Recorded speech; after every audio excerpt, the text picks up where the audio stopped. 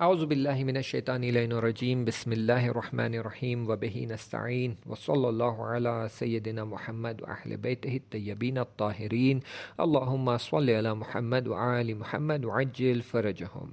یہ چھٹا چیپٹر ہے اس کتاب کا، شہید برونسی، اور اس ماجرا کو ان کے دوست سید کاظم حسینی بیان فرماتے ہیں۔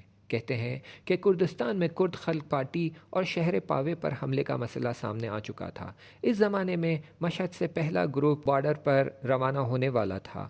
فوجی خوشی سے پھولے نہیں سما رہے تھے، کوئی رکنے کی بات نہیں کر رہا تھا، سب صرف جانے کے بارے میں سوچ رہے تھے۔ پریشانی تو تب شروع ہوئی جب رستمی صاحب نے یہ خبر دی کہ ہمارے یہاں سے صرف 25 لوگ ہی جا سکیں گے۔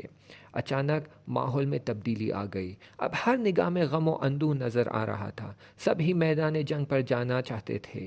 آخرکار رستمی صاحب نے کہا، ہم ان 25 لوگوں کے نام قرعہ اندازی کے ذریعے طے کریں گے۔ سب کے نام لکھے جانے لگے۔ میں ہال کے ایک کونے میں عبدالحسین کے ساتھ بیٹھا ہوا تھا۔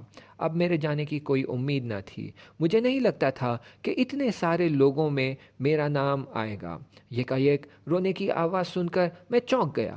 میں نے فوراً عبدالحسین کی طرف پلٹ کر دیکھا، ان کا چہرہ آنسوؤں سے تر تھا۔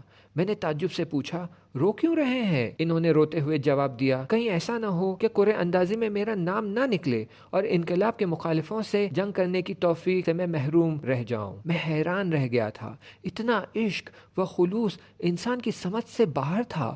بڑی مشکل سے میں نے کہا، اصل نیت ہے، انسان کی نیت درست ہونی چاہیے، اللہ خود دیکھ رہا ہے۔ تو انہوں نے جواب دیا، یہ تو ٹھیک ہے کہ اللہ دیکھ رہا ہے، لیکن ایسے کاموں کی توفیق حاصل کرنا دوسری بات۔ پھر آہستہ آہستہ روتے ہوئے انہوں نے اپنی بات آگے بڑھائی، کہا، جنگ بدر میں شریک ہونے والوں اور شریک نہ ہونے والوں میں فرق ہے، اور یہ فرق ہمیشہ باقی رہے گا۔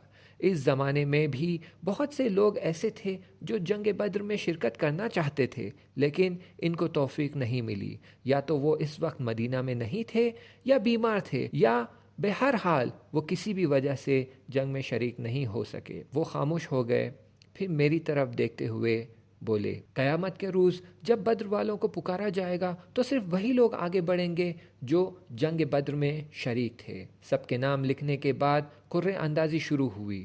ان کا اور دوسرے 24 لوگوں کا نام نکل آیا، لیکن میں ان لوگوں میں شامل تھا جنہیں توفیق نہیں ملی۔ 34-35 دنوں کے بعد وہ لوگ واپس آئے۔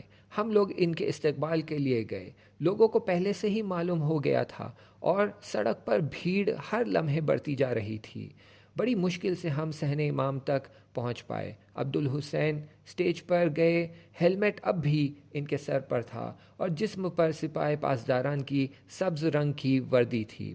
میڈیا والے بھی موجود تھے۔ انہوں نے اپنی تقریر شروع کی۔ ان کی باتیں زیادہ تر قرآن اور حدیث سے متعلق تھی، اور وہ بہت خوبصورتی سے ان باتوں کو کردستان کے واقعات سے ربط دے رہے تھے۔ لوگ بڑے غور سے ان کی باتیں سن رہے تھے، وہ اپنی باتوں سے لوگوں کو جذب کر رہے تھے۔ انہوں نے لوگوں کو کردستان کے حالات کے بارے میں اچھی طرح بتایا، کچھ لوگوں کی خیانت کا پردہ فاش کیا، اور آخر میں لوگوں کو کردستان جانے اور منافقین سے جنگ کرنے کی دعوت دی۔ قریب 20 منٹ آپ نے تقریر کی ہوگی، اور کمال کی بات تو یہ ہے کہ ہاشمی نژاد صاحب اور دوسرے علماء بھی اس مجموعے میں موجود تھے۔ انشاءاللہ آگے کا مطلب اگلے چیپٹر میں بیان کریں گے۔ تب تک کے لیے التماس دعا، خدا حافظ۔